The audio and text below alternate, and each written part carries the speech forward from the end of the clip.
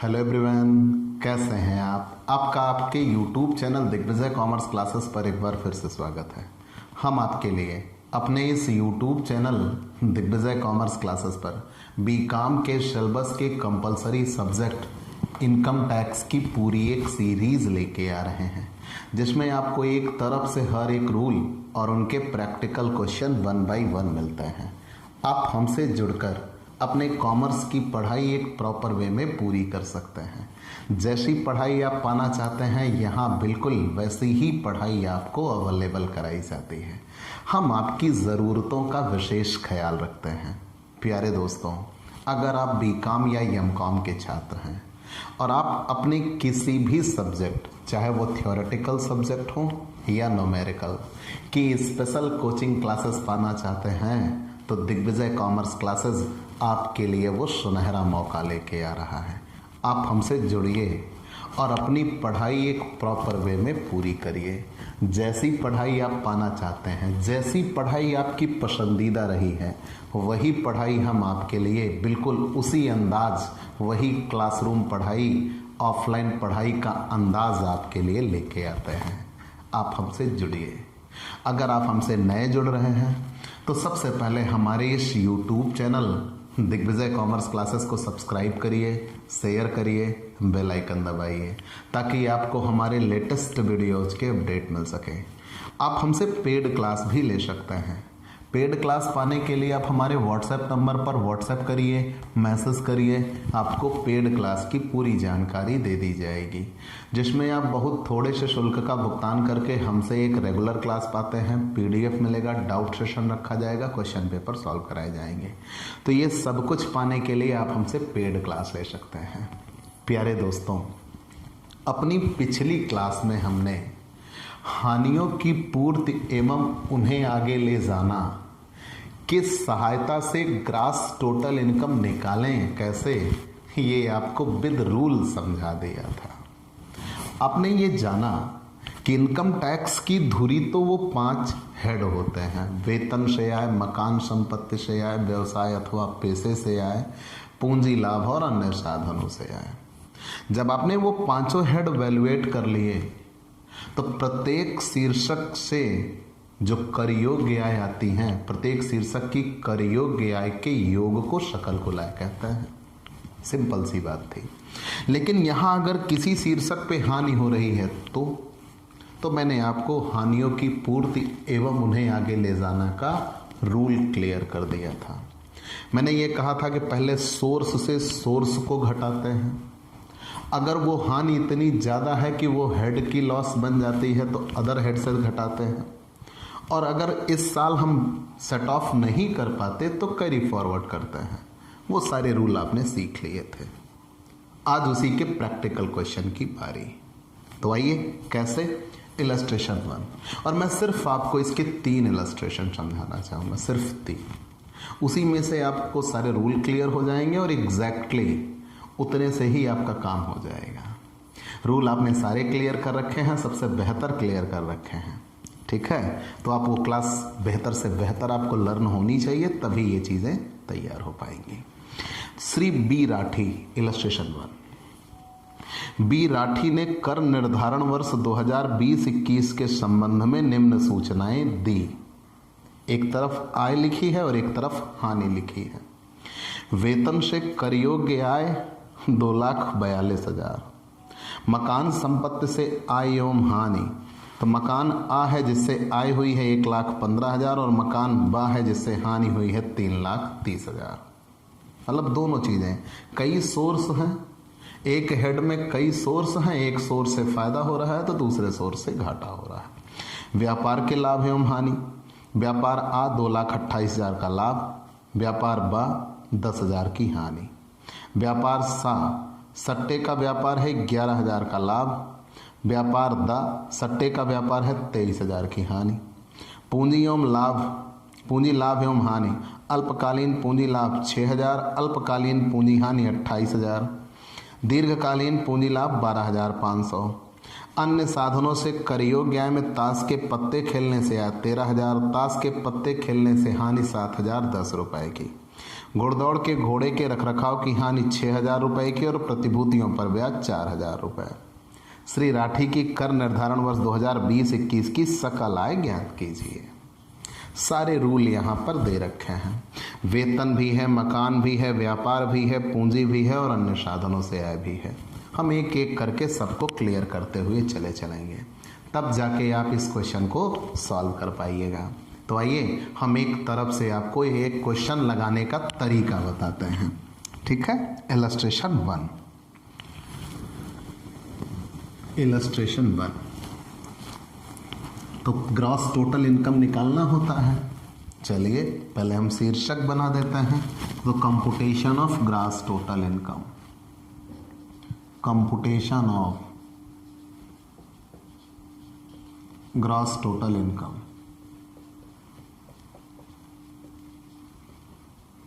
computation of gross total income for the assessment year 2020 and 2021। Clear जी, हमने gross total income निकाल ली है और मैंने आपको सीधी सी परिभाषा बताया कि प्रत्येक शीर्षकों से होने वाली कर योग्य आय के योग को सकल कुल आय कहते हैं। तो हम पहले पांचों शीर्षकों की कर योग्य आय निकालेंगे। अब सीधा taxable income from salary, taxable income from salary, taxable income from salary, taxable income from salary, और टैक्सेबल इनकम फ्रॉम सैलरी आई है 2,42,000 रुपए। ठीक, टैक्सेबल इनकम फ्रॉम सैलरी।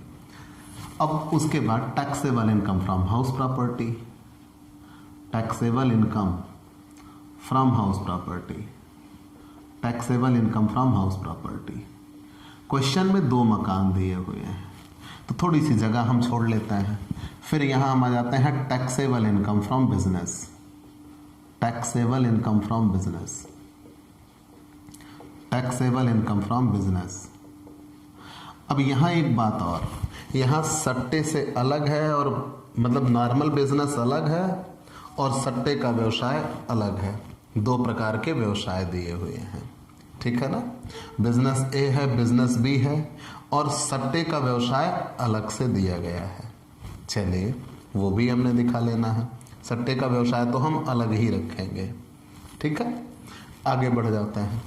फिर पूंजी लाभ भी दिया हुआ है, तो taxable income from capital gain, taxable income from capital gain, taxable income from capital gain, taxable income from capital gain, और कैपिटल गेन एडजस्ट हो जाने के बाद taxable income from other sources, taxable income from other sources. सभी शीर्षकों की कर योग्य आय जब जोड़ देंगे तब अन्य साधन ग्रॉस टोटल इनकम निकल के आएगी। तो हमने ये कहा था कि प्रत्येक शीर्षक की कर योग्य आय के योग को सकल कुल आय कहते हैं। प्रत्येक शीर्षक की कर योग्य आय के योग को सकल कुल आय कहते हैं। यही हमने सिंपल सा नियम आपको बताया हुआ है। ठीक है, आइए अब एक तरफ से हम निकालते हैं। वेतन से आय, मकान से आय, व्यवसाय से आय, अभी सट्टा इसी में अलग से दिखा देंगे, कैपिटल गेन और अदर सोर्सेस। प्रत्येक शीर्षक से कर योग्य आय के योग को सकल कुल आय कहते हैं। अब यहाँ हमने ये शीर्षक बना लिए। अब एक शीर्षक में कई सोर्स मिल रहे हैं, सबके लिए हम अलग अलग क्लियर करेंगे। आप रूल पे जम जाइएगा।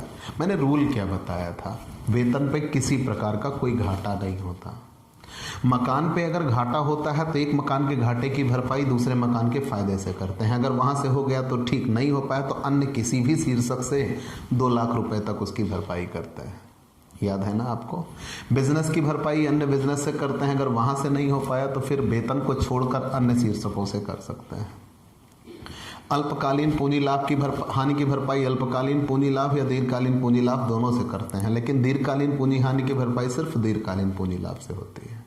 अन्य किसी शीर्षकों से इसकी भरपाई नहीं हो सकती। तो ये रूल थे। सट्टे के व्यापार की हानि की भरपाई सिर्फ सट्टे के व्यापार के लाभ से, आकस्मिक हानियों की कोई भरपाई नहीं होती।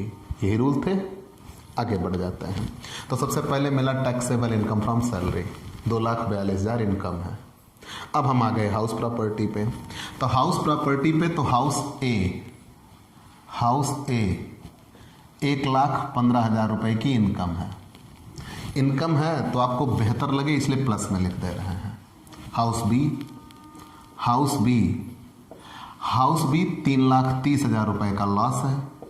अब यही हो गई दिक्कत, एक मकान पे फायदा, दूसरे मकान पे घाटा। तो जब दूसरे मकान पे घाटा तो मतलब फाइनली हम कह सकते हैं 2,15,000 रुपए हम घाटे में चले आए हाउस प्रॉपर्टी में। ये लॉस फ्रॉम हाउस प्रॉपर्टी है, इसे हम लॉस फ्रॉम हाउस प्रॉपर्टी कहेंगे। लॉस फ्रॉम हाउस प्रॉपर्टी, ठीक। 2,15,000 रुपए का लॉस है, इनकम नहीं हुई, घाटा हो गया। याद रखिएगा कैसे हुआ, एक मकान से तो फायदा हुआ, दूसरे मकान से घाटा हुआ। तो पहले मकान के फायदे की भरपाई दूसरे मकान के घाटे में कर दिया, तो घाटे से घाटा ज़्यादा था और फायदा कम था, इसलिए घाटा आ गया, तो लॉस फ्रॉम हाउस प्रॉपर्टी हो गई। हमने कहा था, नियम यही बताया कि एक मकान के घाटे की भरपाई दूसरे मकान के फायदे से की जाएगी, लेकिन वहाँ इतना ज़्यादा घाटा था कि पूरी भरपाई हम कर नहीं सके, तब ये हानि हो गई, मकान से घाटा हो गया। अब मकान के घाटे की भरपाई अन्य मकान से करते हैं, अन्य मकान से जब नहीं भरपाई हो पाई तो फिर उसे आगे भेज दिया जाएगा और आगे किसी भी शीर्षक से घटाया जा सकता है, लेकिन अभी इसे यहाँ इतना रखने दिया जाएगा, आगे बढ़ जाता है। अभी आगे हमें पहले इनकम तो मिले, अभी इनकम फ्रॉम हाउस प्रॉपर्टी में निकालना था, ठीक है ना। वेतन से यह हो गई, मकान से घाटा हो गया। अब हम बिजनेस की बात करते हैं। बिजनेस में कई बिजनेस हैं। बिजनेस ए से फ़ायदा हुआ है, और वो भी कितने रुपए का फ़ायदा हुआ है, 2,28,000 रुपए का फ़ायदा है बिजनेस ए से। बिजनेस बी घाटा हुआ है।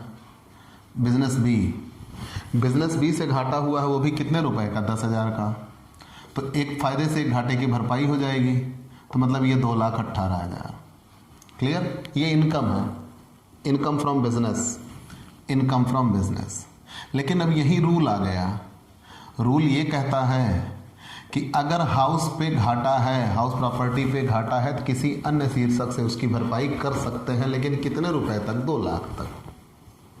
तो बिजनेस में फ़ायदा है, तो इस बिजनेस के फ़ायदे से इसकी भरपाई कर देंगे। तो यहाँ से कितने रुपए हटा लेंगे, 2 लाख रुपए यहाँ से निकाल लेंगे, ठीक।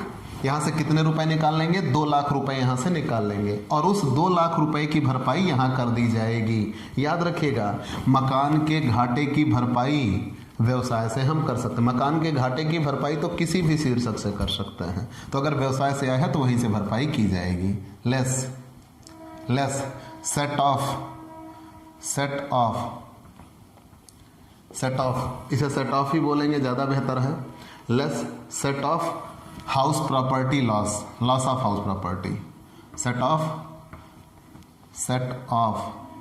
लॉस ऑफ हाउस प्रॉपर्टी, कितने रुपए का, 2 लाख का। तो 2 लाख यहाँ से निकल गया, वो 2 लाख यहाँ से आ जाएगा। सेट ऑफ लॉस की भरपाई कर दिया, कितने रुपए की, 2 लाख की। तो यहाँ 15,000 रुपये अभी भी हाउस प्रॉपर्टी का लॉस बचेगा। अब इस लॉस को क्या करेंगे, तो जो ये 15,000 रुपये का लॉस बचेगा, ये 15,000 रुपये का लॉस अगले 8 वर्षों के लिए भेज दिया जाएगा, क्योंकि हाउस प्रॉपर्टी का ये नियम कहता है। अब देखिएगा यहाँ आप कड़ियों में कड़ियाँ बिछती हुई चली जाएंगी। पहले 1,15,000 का फ़ायदा, 3,30,000 का घाटा। तो 3,30,000 के घाटे की भरपाई जब 1,15,000 से कर गई तो 2,15,000 घाटा बचा, और व्यवसाय से सिर्फ 2 लाख रुपए ले सकते हैं, अभी भी 15,000 बचा। ये 15,000 इस साल अब इसकी भरपाई नहीं हो सकती, अगले 8 वर्षों में इसको भेज दिया जाएगा, उसे 15,000 वहीं रहने दिया जाएगा। आगे बढ़ जाता है, बिजनेस पे आ गए, तो ये बिजनेस पे 18,000 रुपये बिजनेस की इनकम बन गई। 18,000 रुपये बिजनेस इनकम आ गई, जिस पे टैक्स देना है। कैसे, 2,28,000 थी बिजनेस, 10,000 रुपये घाटा हुआ तो 2,18,000 बचा। 2 लाख हाउस प्रॉपर्टी के घाटे की भरपाई के लिए भेज दिया, तो बचा कितना, 18,000 बचा, जो बिजनेस पे बचे हुए हैं। अब अभी सट्टे के व्यापार की बात की गई। Profit from speculation business, profit from speculation business, सट्टे के व्यवसाय, स्पेकुलेशन बिजनेस। यहाँ ये विशेष बात है, सट्टे के व्यापार की हानि की भरपाई सिर्फ सट्टे के व्यापार के लाभ से हो सकती है, किसी अन्य से नहीं हो सकती। तो यहाँ पहले सट्टे के व्यापार से 11,000 रुपये का फायदा हुआ है। बिजनेस सी 11,000 रुपये का फायदा। बिजनेस सी पे 11,000 रुपये का फायदा। बिजनेस डी पे 23,000 रुपये का घाटा, तो 12,000 रुपये का घाटा सही। अब इसे हम आगे ही भेजेंगे क्योंकि इसके लिए हमारे पास कोई और ऑप्शन नहीं है, क्योंकि सट्टे की हानि की भरपाई सिर्फ सट्टे के लाभ से हो सकती है, किसी अन्य से इसकी भरपाई नहीं हो सकती। ये सब हम नोट में लिखेंगे, नोट लगे, मैं जो बातें बोल रहा हूँ वो नोट लिखेंगे। क्या कि 1,15,000 रुपये के मकान का फायदा 3,30,000 रुपये मकान की हानि की भरपाई के लिए प्रयोग कर दिया गया। 2,15,000 रुपये की हानि बची और उस 2,15,000 रुपये की हानि की भरपाई के लिए 2 लाख रुपये व्यवसाय की आय जो थी उससे ले लिया गया। 15,000 रुपये की हानि आगे के 8 वर्षों के लिए भेज दी जाएगी, क्योंकि इसकी इस साल भरपाई नहीं हो सकी है। जब हम सोर्स से घटाते हैं तो चाहे जितना घटाते हैं, लेकिन जब हम हेड से घटाते हैं तो केवल 2 लाख घटाते हैं। तो याद रखिएगा, पहले 1,15,000 का फायदा, 3,30,000 का घाटा। 1,15,000 चुका दिया तो बचा 2,15,000। फिर बिजनेस से 2 लाख लेके आए तो बचा 15,000, आगे भेज देंगे अगले 8 वर्षों के लिए। बिजनेस की बात करते हैं, 2,28,000 इनकम में से 10,000 घटा दिया, 2,18,000 बचा। इस 2,18,000 से 2 लाख यहाँ दे दिया जा चुका है, बचा 18,000, वो बिजनेस इनकम है। अब बात आई स्पेकुलेशन बिजनेस, सट्टा पे एक फायदा है 11,000 का, दूसरे पे घाटा है 23,000 का, तो मतलब घाटा ज़्यादा है, फायदा कम, कोई आय नहीं हुई। आगे बढ़ जाते हैं। हाउस प्रॉपर्टी पे कोई आय नहीं हुई जो इस साल जोड़ी जा सके। अब हम आगे कैपिटल गेन पे, शॉर्ट टर्म कैपिटल गेन है 6,000। शॉर्ट टर्म कैपिटल लॉस है 28,000। तो मतलब यहाँ पे कैपिटल लॉस बचा कितने रुपए? 22,000 शॉर्ट टर्म कैपिटल लॉस बचा। फिर आगे लॉन्ग टर्म कैपिटल गेन कितने रुपए? लॉन्ग टर्म कैपिटल गेन आया 12,500। अब यहाँ आपने नियम पढ़ा है कि शॉर्ट टर्म कैपिटल गेन की भरपाई लॉन्ग टर्म कैपिटल गेन से की जा सकती है, शॉर्ट टर्म कैपिटल लॉस की भरपाई। तो शॉर्ट टर्म कैपिटल गेन था 6,000, शॉर्ट टर्म कैपिटल लॉस है 28,000। इस 6,000 की भरपाई 28,000 से कर दी गई। इस 6,000 की भरपाई, ये 6,000 इनकम था, short term capital gain 6,000 income था, 28,000 रुपये लॉस था, तो 6,000 रुपये दे दिए गए 28,000 वाले को, तो अभी भी उसके पास घाटा कितना बचा? 22,000। और जब कैपिटल गेन से 12,500 रुपये लेके आए तो अभी भी 9,500 रुपये हमारे पास लॉस बच रहा है, शॉर्ट टर्म कैपिटल लॉस। मतलब इतना ज़्यादा शॉर्ट टर्म कैपिटल लॉस हुआ है कि उसकी भरपाई नहीं हो पाई, ना तो शॉर्ट टर्म कैपिटल गेन से और ना ही लॉन्ग टर्म कैपिटल गेन से। और चाहो तो इसको ऐसे लिख सकते हो और भी बेहतर लग जाएगा, कैसा? तो यहाँ short term capital gain 6,000, long term capital gain 12,500, दोनों मिला के 18,500। फिर यहाँ पे short term capital gain, long term capital gain, short term capital loss.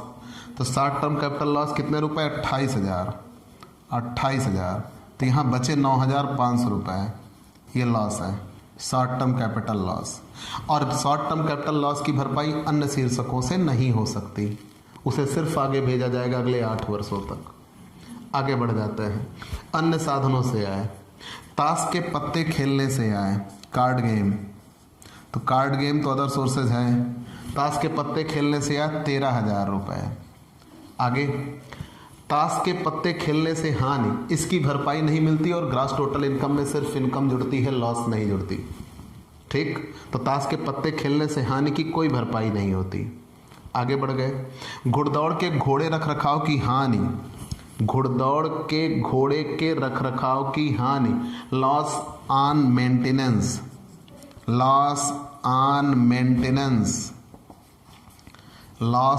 Maintenance of race horses, इसकी भरपाई होगी और अगले 8 वर्षों में इसको भेजा जाएगा।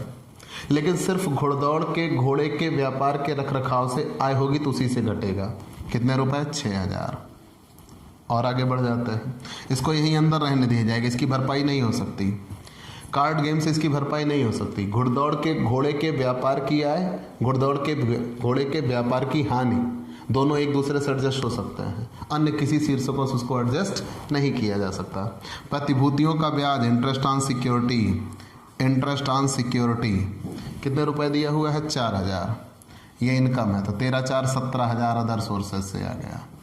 जोड़ देंगे 2,42,000, 18,000 और 17,000।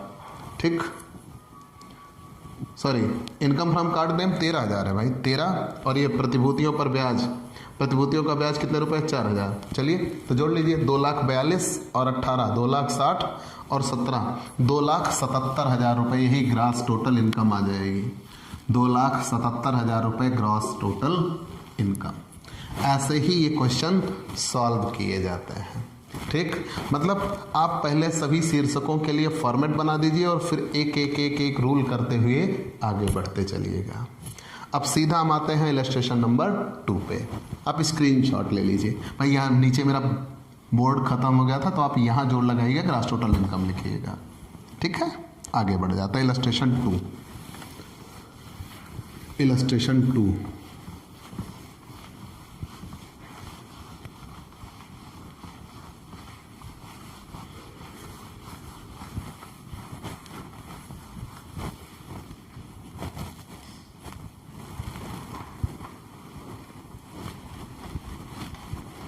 फॉर्मेट बना हुआ है वो लिखा रहने देते हैं। ग्रॉस टोटल इनकम ही फिर से निकालना पड़ेगा, तो उसके लिए हम अलग से कुछ नहीं कर रहे। ठीक है, इलस्ट्रेशन 2 आइएगा। इलस्ट्रेशन 2, 31 मार्च 2020 को समाप्त होने वाले गत वर्ष के लिए श्री संतोष की आय का विवरण निम्न प्रकार है। मकान संपत्ति से आय नहीं, ब्रैकेट में हानि लिखी हुई है 6,000।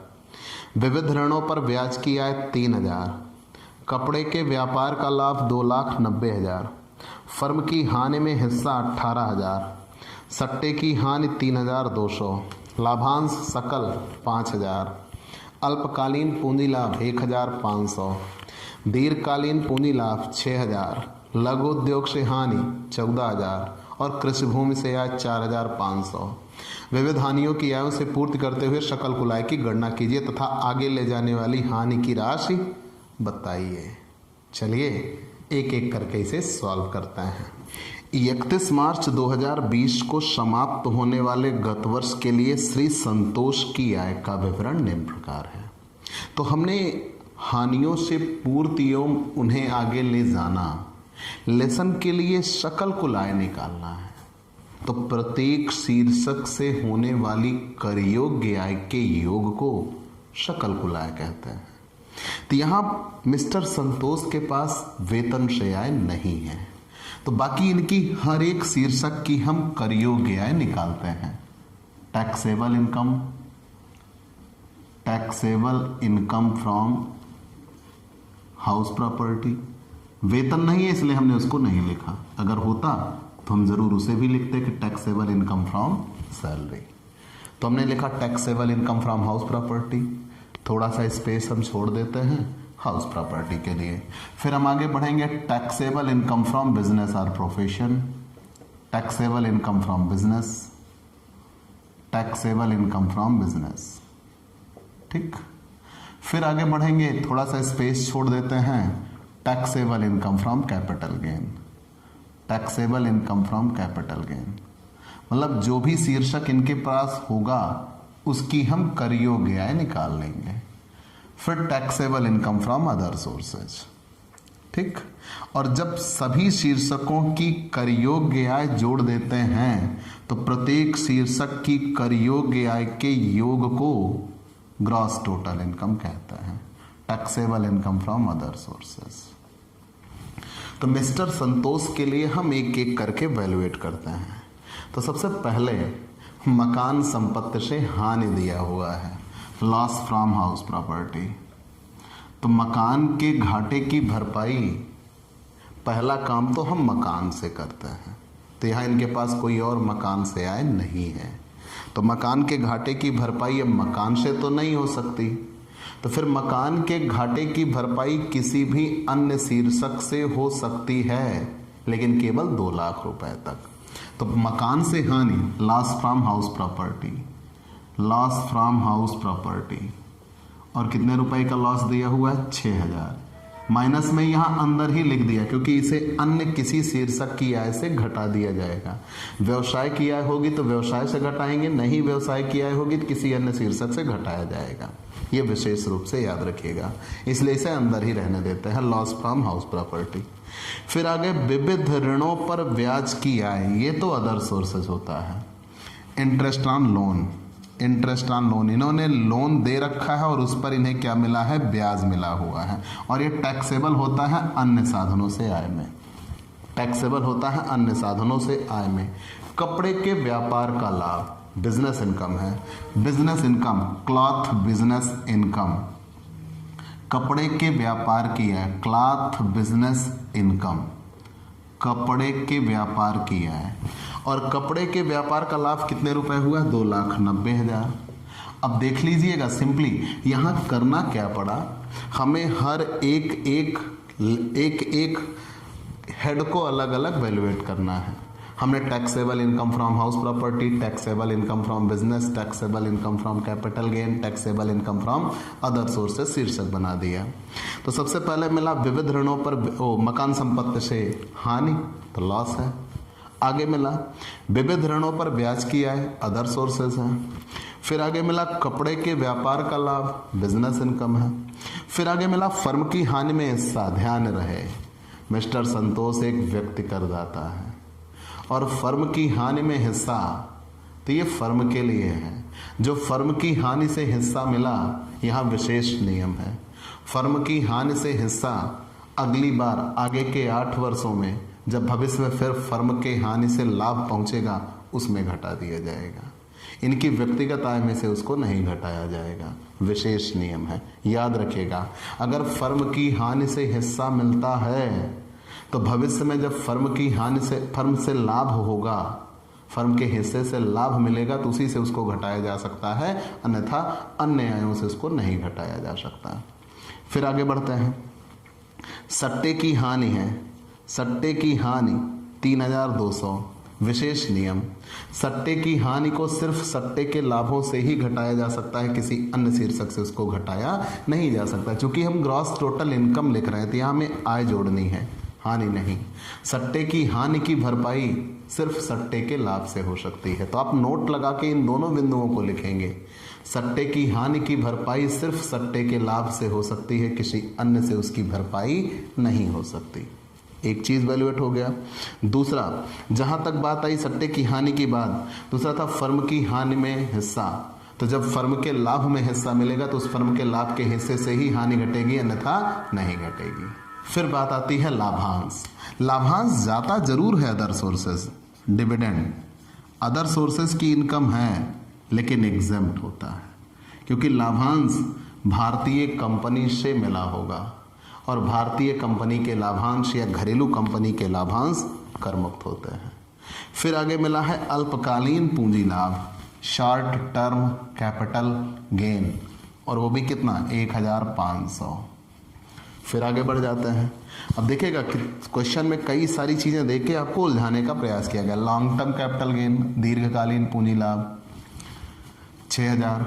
अब दोनों इनकम ही हैं इसलिए दोनों जुड़ जाएंगे तो 7500 टैक्सेबल कैपिटल गेन। तो टैक्सेबल कैपिटल गेन दोनों जोड़ दिए जाएंगे, टैक्सेबल कैपिटल गेन 7500। लघु उद्योग से हानि, अब ये उद्योग से हानि है, बिजनेस का लॉस है, loss from small scale industry, loss from small scale industry, loss from small scale industry. लघु उद्योग से हानि है 14,000। तो एक बिजनेस से फायदा है 2,90,000 और एक बिजनेस से घाटा है 14,000। फिर आगे कृषि भूमि से आय है तो other sources, income from agriculture land, income from agriculture land, income from agriculture land, लेकिन कृषि भूमि से आय कृषि आय होती है और कृषि आय कर मुक्त होती है। क्लियर? और कोई भी नहीं है तो ये 6,000 लॉस है। अब ये 2,90,000 में से 14,000 ये घट जाएगा, तो 2,90,000 में से 14,000 घटेगा तो ये 2,76,000 बचेगा बिजनेस इनकम। 2,76,000 यहाँ हम लिख देते हैं, 2,76,000 यहाँ लिखते हैं 2,76,000। और अभी ये लॉस है 6,000, तो इस 2,76,000 से 6,000 की भरपाई कर लेंगे। तो यहाँ हम चाहें तो लिख सकते हैं, आपको ऐसे ही सॉल्व करिए। यहाँ 2,76,000 लिखिए लेस अमाउंट ट्रांसफर या सेट ऑफ हाउस प्रॉपर्टी या set of loss of house property, loss of house के घाटे के लिए भेज दिया जाएगा। कितने रुपए मकान का घाटा है? 6,000। तो यहां दिखा देंगे less set of by business income से उसको भरपाई कर दिया। तो बिजनेस इनकम से उसको भरपाई कर दिया, तो जब बिजनेस इनकम से भरपाई कर दिया 6,000, तो हाउस लॉस कुछ नहीं बचेगा, हाउस प्रॉपर्टी से कोई इनकम नहीं बचेगी। अब ये 2,76,000 में से 6,000 निकल गया तो कितना बचेगा? 2,70,000। और ये कैपिटल गेन से 7,500 आया, 7,500 कैपिटल गेन से आया। और अदर सोर्सेज में केवल 3,000, बाकी ये दोनों एग्जेम्प्ट थे। क्लियर? तो 3,000 बचेगा, जोड़ देंगे 2,70,000, 2,77,000, 2,80,500, 2,80,500 ग्रॉस टोटल इनकम। ऐसे ही क्वेश्चन सॉल्व होते हैं। ठीक, तो यहाँ ये विशेष रूप से याद रखिएगा कि इस वर्ष की आय है, मतलब सबसे पहले शीर्षक से शीर्षक को घटाते हैं। पहले हेड सोर्स से सोर्स, फिर सोर्स से भरपाई नहीं हो पाती तो हेड का जो लॉस बन जाता है अन्य हेड से उसको घटाते हैं। मकान से घाटा था, मकान के घाटे की भरपाई बिजनेस से हुई, कैपिटल गेन की इनकम ही है। अदर सोर्सेज में केवल एक इनकम मिली, 2 चीज़ें छोड़ दी गई हैं। कौन कौन सी? पहला चीज़ तो फर्म से हानि में हिस्सा, तो फर्म के लाभ जब कभी मिलेंगे तो उसमें से घटा दिया जाएगा। और दूसरा सट्टे की हानि की भरपाई सिर्फ सट्टे के लाभ से हो सकती है। अब हम आते हैं, आप इसका स्क्रीनशॉट ले लीजिए। इलस्ट्रेशन 3 इस पूरे लेसन का सबसे इंपॉर्टेंट क्वेश्चन और जो सबसे ज़्यादा बार पेपर में आया हुआ क्वेश्चन है। इलस्ट्रेशन 3 सही मायने में वही प्रश्न इसका पेपर में आएगा। इलस्ट्रेशन 3, ठीक, आप नियमों को बहुत अच्छे से जान जाएं, इसलिए इलस्ट्रेशन 1 और 2 बताया गया, लेकिन मेन क्वेश्चन इसका इलस्ट्रेशन 3 ही है। ठीक है, इलस्ट्रेशन 3 मेन और सबसे सुपीरियर क्वेश्चन, और जिस क्वेश्चन को पढ़ने के बाद इस लेसन को पढ़ने की कोई ज़रूरत नहीं है। ठीक है, सबसे ज़्यादा बार आया हुआ क्वेश्चन है इलस्ट्रेशन 3। देखिएगा, उदाहरण 3 अशोधित ह्रास तथा व्यापारिक हानि का प्रश्न है। गत वर्ष 2018-19 तथा 19-20 के लिए मिस्टर ए की आय का विवरण निम्न प्रकार है।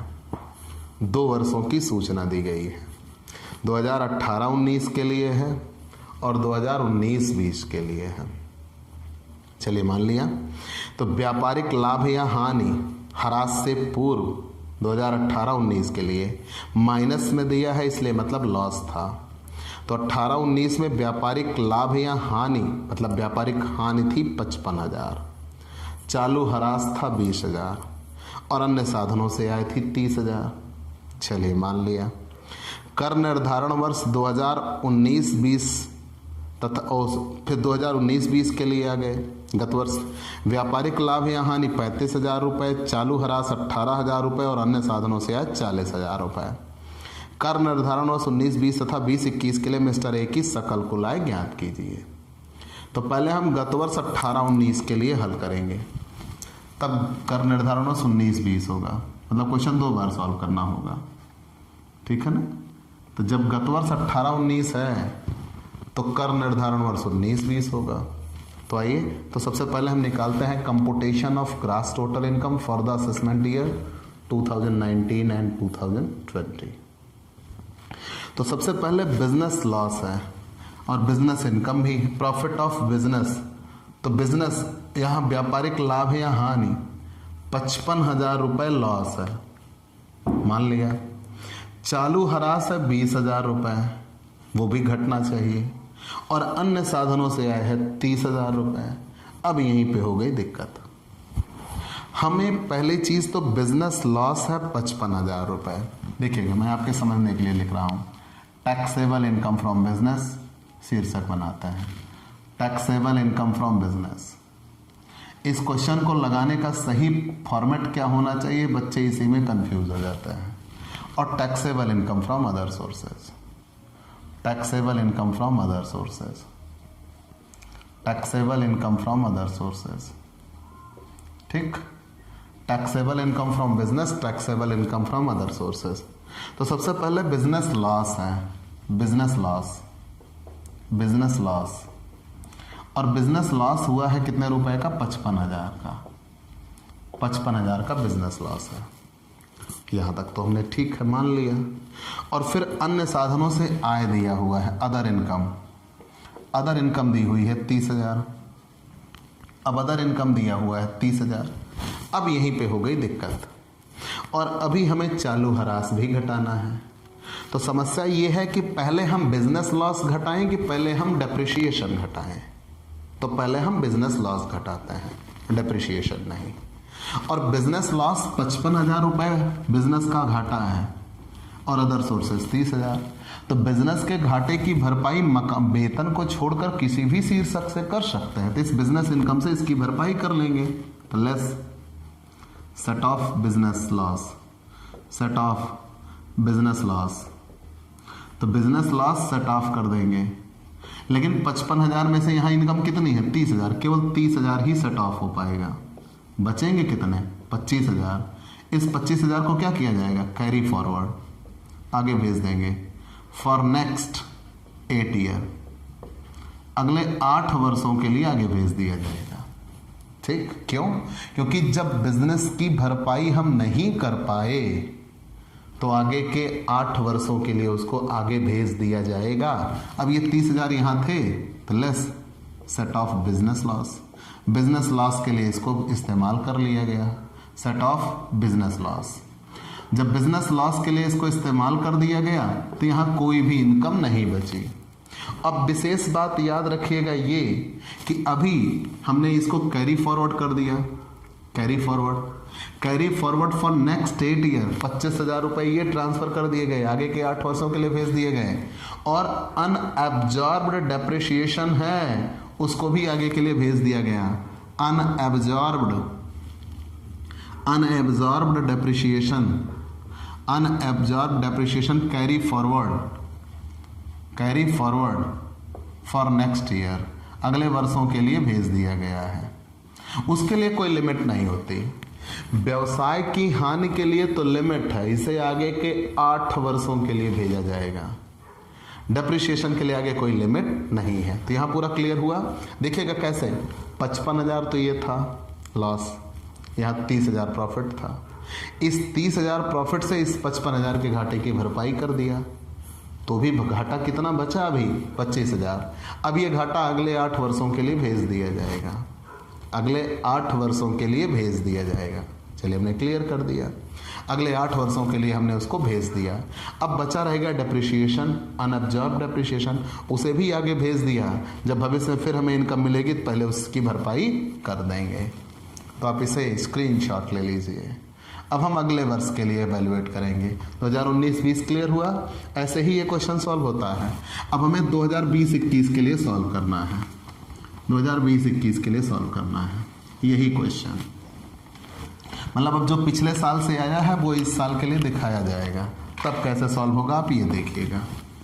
ठीक, अब ये 2019-20 था असेसमेंट ईयर। अब असेसमेंट ईयर क्या होगा, 2020-21। 2020-21 के लिए कैसे सॉल्व होगा, तो सबसे पहले taxable income from business, taxable income from business, taxable income from business और taxable income from other sources, taxable income from other sources, taxable income from other sources. ठीक है, taxable income from business, taxable income from other sources. तो अब इस बार business income आ चुकी है। Business income 35,000 रुपये, business income 35,000 रुपये। तो सबसे पहले जो बिजनेस लॉस पिछले साल का आया है वो यहाँ लॉस घटाया जाएगा। ठीक, और अभी अनअब्जॉर्ब डेप्रिसिएशन भी है, इस साल का भी डेप्रिसिएशन है। तो चलिए पहले करंट ईयर डेप्रिसिएशन घटाएंगे। करंट ईयर डेप्रिसिएशन पहले चालू वर्ष का ह्रास। करंट ईयर डेप्रिसिएशन कितने रुपए है? 18,000। तो मतलब सही मायने में आय केवल कितनी बची? 17,000 रुपये। सही मायने में आय केवल कितनी बची? 17,000 रुपये। और अभी पिछले वर्षों की हानि आगे लाई गई है। बिजनेस लॉस कितने रुपए आगे भेजी गई थी? 55,000 था, 30,000 हमने घटा दिया था, 25,000 बचे थे। वो 25,000 यहाँ आगे लाए थे, तो लेस ब्रॉड फॉरवर्ड अब आगे लाया गया है बिजनेस लॉस। बिजनेस लॉस, तो बिजनेस लॉस जो आगे लाया गया है, तो 25,000 लाया गया, लेकिन 17,000 यहाँ घटा दिया जाएगा, तो यहाँ तो ये नील हो गया। और वो अभी भी बचा 8,000। 8,000 business loss carry forward for next 7 year. ऐसा क्यों? क्योंकि 8 वर्षों में से 1 वर्ष इस साल पूरा हो गया। अभी भी कितने साल बचे हैं? 7 साल।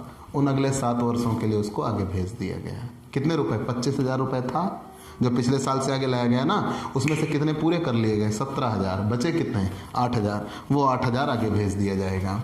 अब बात कर लेते हैं बिजनेस इनकम की। तो बिजनेस इनकम कितनी है? Sorry, other sources, other income है 40,000 रुपये। 40,000 रुपये। और जो अनअब्जॉर्ब डेप्रिसिएशन था वो यहाँ घटा दिया जाएगा, लेस अनअब्जॉर्ब डेप्रिसिएशन। ठीक है, ब्रॉड फॉरवर्ड अनअब्जॉर्ब्ड डेप्रिसिएशन, 20,000 रुपये। तो बचेंगे 20,000 रुपये, यही ग्रॉस टोटल इनकम हो जाएगी 20,000। क्लियर? ऐसे ही ये क्वेश्चन सॉल्व होंगे। तो याद रखिएगा, आप नियमों पे एकदम जुट जाइए, दमदारी के साथ जुट जाइएगा। जो करंट ईयर डेप्रिसिएशन है वो बिजनेस से घटेगा, जो अनअब्जॉर्ब्ड आया है वो किससे घटेगा? बिजनेस तो बचा नहीं है, अदर सोर्सेज से घटा देंगे।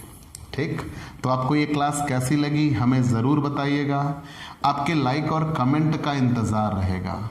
आप हमसे पेड क्लास भी ले सकते हैं, और पेड क्लास पाने के लिए आप हमारे व्हाट्सएप नंबर पर व्हाट्सएप करिए, मैसेज करिए, आपको पेड क्लास की पूरी जानकारी दे दी जाएगी, जिसमें आप बहुत थोड़े से शुल्क का भुगतान करके हमसे एक रेगुलर क्लास पाते हैं। PDF मिलेगा, डाउट सेशन रखा जाएगा, क्वेश्चन पेपर सॉल्व कराए जाएंगे।